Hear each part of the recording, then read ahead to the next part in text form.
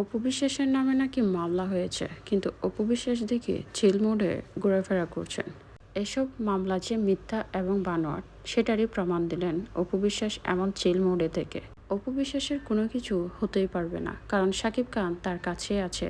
শাকিব খান তাকে এসব ঝামেলা থেকে বেরিয়ে আনবে, আর এমনটাই দাবি করছেন তার ভক্তরা।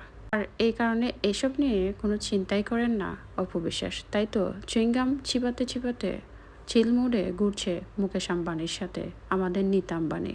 অবশ্য একটু লজ্জাও পেয়েছেন তিনি যখন নামছিলেন তখন ওনার যে চেহারা ব্যতীত বাকি কোনো কিছুই কমেনি, সেটা বুঝে ফেলার আগে হাত দিয়ে আরও একটু ভদ্র করে হাঁটা শুরু করলেন আমাদের ডালিউড কুইন অপু বিশ্বাস।